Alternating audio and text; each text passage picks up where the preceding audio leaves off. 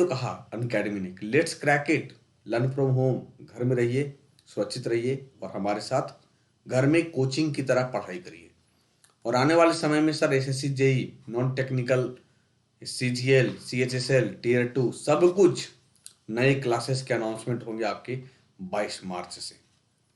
22 मार्च से नए क्लास के अनाउंसमेंट होंगे वाईफाई स्टडी स्टूडियोज पे, तो जुड़ना मत भूलिएगा, ठीक है, 10 बजे सुबह परसों। क्योंकि देखो कहीं जाना तो है नहीं, 22 तारीख को प्रधानमंत्री ने भी अनाउंस कर दिया है कि सर कहीं मत जाइए, जनता कर्फ्यू का नाम दिया गया। Which among the following is considered to be the best soil for plant growth? निम्नलिखित में से कौन पौधे की वृद्धि के लिए सबसे अच्छी मिट्टी मानी जाती है? बलुई मिट्टी, चिकनी मिट्टी, दोमट मिट्टी या नन ऑफ द अबव, उपरोक्त में से कोई नहीं। कौन पौधे की वृद्धि के लिए सबसे अच्छी मिट्टी मानी जाती है? मिट्टी कहते हैं, क्या कहते हैं बच्चों? Pedology, pedology.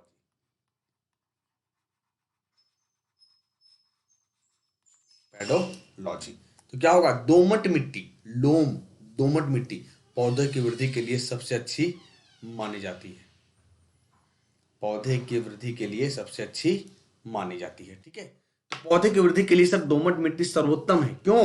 क्योंकि इस मिट्टी में ज्यादातर रेत, गाद, मिट्टी की छोटी मात्रा इंक्लूड है, इसीलिए क्यों? क्योंकि इसमें से पौधे को जो चाहिए, न्यूट्रिशन चाहिए, वो मिल जाता है, इसीलिए ये सबसे अच्छा माना जाता है।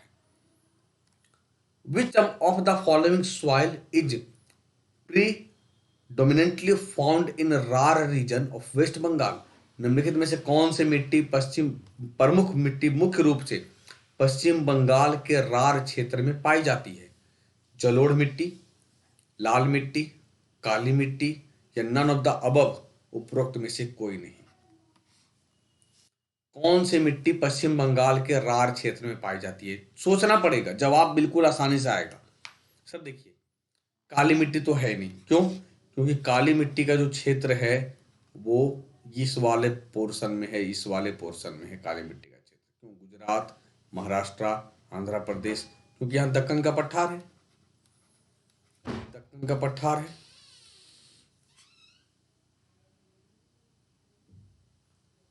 और जलोढ़ मिट्टी की बात करेंगे तो ये उत्तर भारत में है, उत्तर भारत में है, जबकि पश्चिम बंगाल कहाँ है? बिल्कुल ईस्ट में है इंडिया के, ठीक है।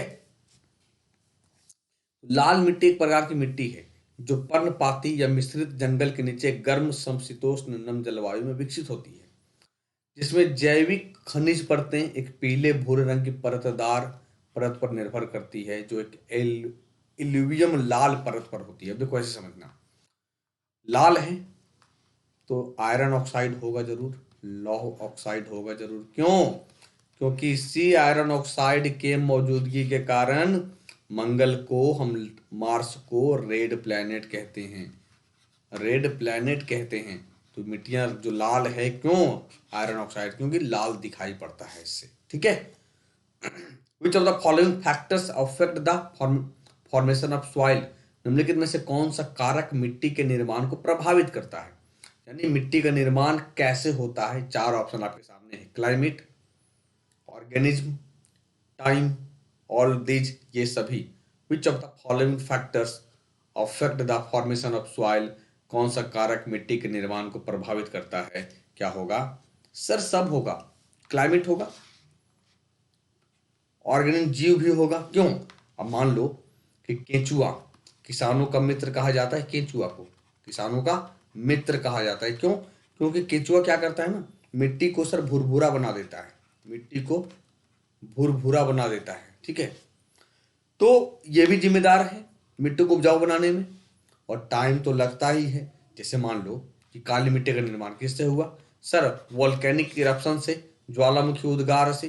तो ज्वालामुखी उद्गार हुआ, ये निकला जो मैग्मा निकलने के बाद ठंडा हुआ, ठंडा होने के बाद समय लगा, तो क्या बन गया? काली मिट्टी का निर्माण। यानी सर जलवायु भी तो जरूरी है, जीव भी जरूरी है, टाइम भी जरूरी है, ऑल दिस ये सभी होगा, ठीक है। मृदा अनुसंधान से पता चलता है कि मिट्टी की जो प्रोफाइल है 5 अलग अलग फिर भी परस्पर क्रिया कारकों से प्रभावित होता है। जैसे मूल सामग्री जो चाहिए मिट्टी को बनने के लिए। अब ऐसा थोड़े है कि मिट्टी चाहिए तो हम सर कपड़ा ले आते हैं, कपड़ा से मिट्टी बना लेंगे, ऐसा होगा क्या? जलवायु चाहिए, स्थलाकृति चाहिए, कहीं तो स्थित होगा। जीव चाहिए और टाइम चाहिए। मृदा वैज्ञानिक इन्हें मिट्टी निर्माण के कारक कहते। वह मिट्टी जो बरसात के कारण जल्दी सूख जाती है कहलाती है।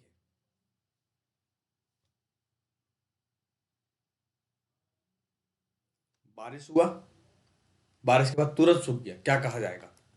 लेटराइट मिट्टी। क्या कहा जाएगा बच्चे? लेटराइट मिट्टी। यानी मिट्टी वो बहुत पानी को सोखती है। ये लेटराइट मिट्टी में पानी के साथ शीर्ष पर मौजूद सिलिका निकलता है। इस प्रक्रिया को लीचिंग कहा जाता है और उच्च तापमान और उच्च वर्षा की आवश्यकता होती है लेटराइट मिट्टी में। कौन सा मिट्टी के कटाव की जैव विधि है?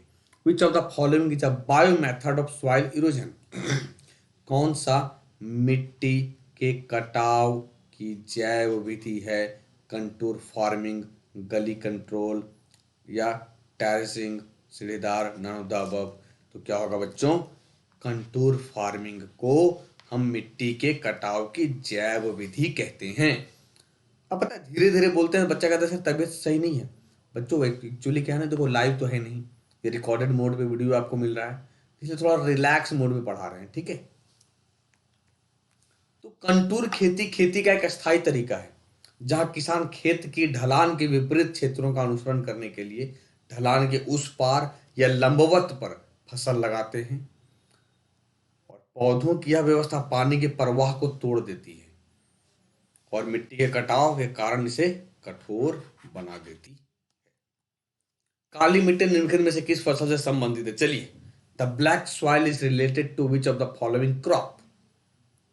The black soil is related to which of the following crop? अभी तो कुछ देर पहले कहा कि सर कपास, ब्लैक कॉटन सॉइल बोलते हैं इसे, ब्लैक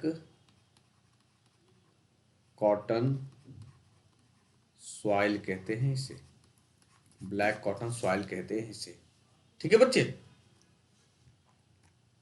काली मिट्टी को कपास उत्पादन के लिए सबसे अच्छा माना जाता है, यही कारण इसे कपास की मिट्टी भी कहते हैं, कपास की मिट्टी भी कहते हैं। बड़ी और महीन कणों की समान मात्रा वाली मिट्टी को क्या कहते हैं? The soil containing same amount of large and fine particles is called. बड़ी और महीन कणों की समान मात्रा वाली मिट्टी को क्या कहा जाता है? दोमट मिट्टी कहते हैं, लोमी मिट्टी कहते हैं। क्या कहते हैं? लोमी मिट्टी कहते हैं। सर यदि मिट्टी में बड़े कणों की बात करेंगे, यदि मिट्टी में बड़े कणों का अधिक उत्पादन होता है, इसे रेतीली मिट्टी कहा जाता है, इसे रेतीली मिट्टी कहा जाता है। यदि महीन कणों का अनुमान अपेक्षाकृत अधिक होगा तो इसे क्ले मिट्टी कहा जाएगा। देखना, मतलब जब महीन कण है अपेक्षाकृत, जब उसकी मात्रा बढ़ेगी तो इसे हम क्ले मिट्टी कहेंगे, जब कम होगा तो इसे हम रेतीली मिट्टी कहेंगे, और यदि बड़े और बारीक कणों की मात्रा लगभग समान है तो मिट्टी को दोमट कहेंगे। इसे आराम से पढ़ना, समझना, ये आपके पेपर के लिए बहुत इंपॉर्टेंट है कि दोमट मिट्टी किसे कहते हैं, क्ले मिट्टी किसे कहते हैं और रेतीली मिट्टी किसे कहते हैं। धान उगाने के लिए उपयुक्त मिट्टी का प्रकार है। The type of soil suitable for growing rice is. धान उगाने के लिए जो उपयुक्त मिट्टी का प्रकार है क्या होगा? सैंडी सॉइल होगा, लोमी सॉइल होगा, अलुवियल सॉइल होगा, या नन ऑफ द अबव? उपरोक्त में से कोई नहीं होगा। और हमेशा याद रखिएगा भैया कि धान जो खेती, धान की जो खेत है उससे हमेशा CH4 मीथेन निकलता है, जिसे हम लोग क्या बोलते हैं? मार्स गैस कहते हैं, मार्स गैस कहते हैं। तो क्या होगा ये? जलोढ़ मिट्टी, धान उगाने के लिए उपयुक्त मिट्टी का प्रकार है जलोढ़ मिट्टी। इसलिए देखते हो जल द्वारा लाई गई मिट्टी को जलोढ़ मिट्टी कहते हैं। जलोढ़ मिट्टी दो प्रकार के होते हैं, कौन कौन? एक है बांगर और एक खादर। जो पुरानी जलोढ़ मिट्टी है उसे हम बांगर कहते हैं, और जो नई जलोढ़ मिट्टी है उसे हम खादर कहते हैं। क्या कहते हैं बच्चों? खादर कहते हैं। उपजाऊ नदी की जलोढ़ मिट्टी चावल की खेती के लिए सर्वोत्तम है। चावल से याद आया, दो राज्य है भारत का, एक धान की डलिया है, ये धान का कटोरा, और एक है चावल का कटोरा। चावल का कटोरा या डलिया। तो जब चावल के कटोरा की बात करते हैं तो हम आंध्र प्रदेश की बात करते हैं, और धान की डलिया की बात करते हैं तो छत्तीसगढ़ बात करते हैं। ये आप देख लीजिएगा, कई बार पेपर में पूछा गया है। ठीक है।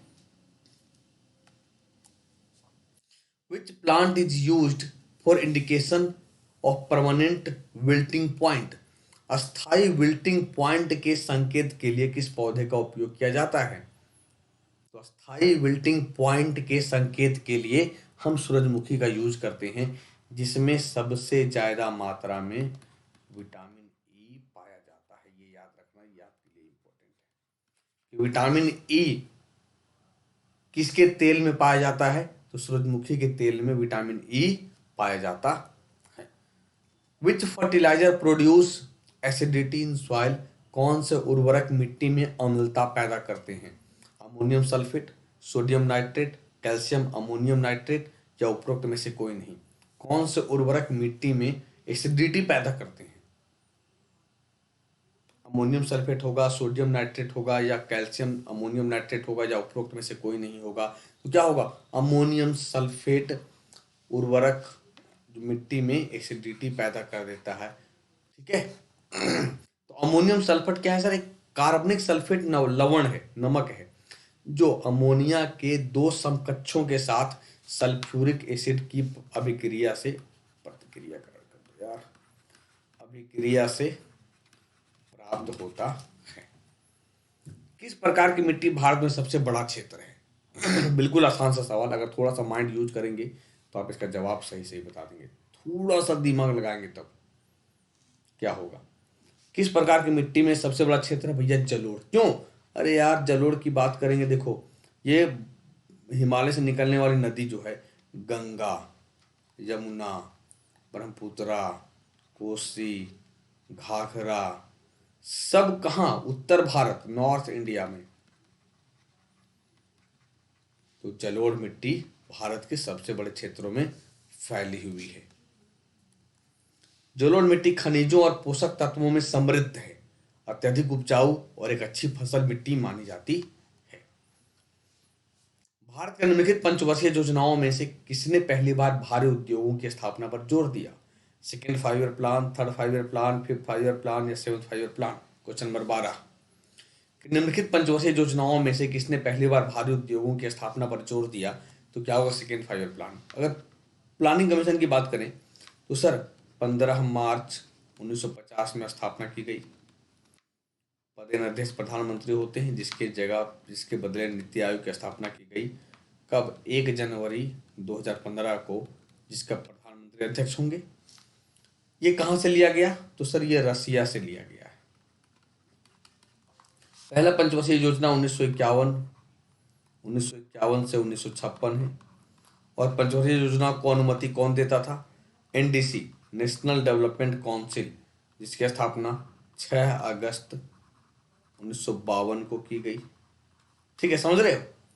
2012 से 17 अंतिम पंचवर्षीय योजना, 12वीं पंचवर्षीय योजना, जिसके उपाध्यक्ष मोन्टेक सिंह अहलुवालिया। अब आते हैं यहाँ सेकेंड 5 ईयर प्लान 51 से 56 की बात करता है कि 56 से 61, 56 to 61, जिनमें से बड़े बड़े स्टील प्लांट बने हैं। जैसे फॉर एग्जांपल आप ले लो दुर्गापुर का एग्जांपल ले लो, जो ब्रिटेन के मदद से बना है।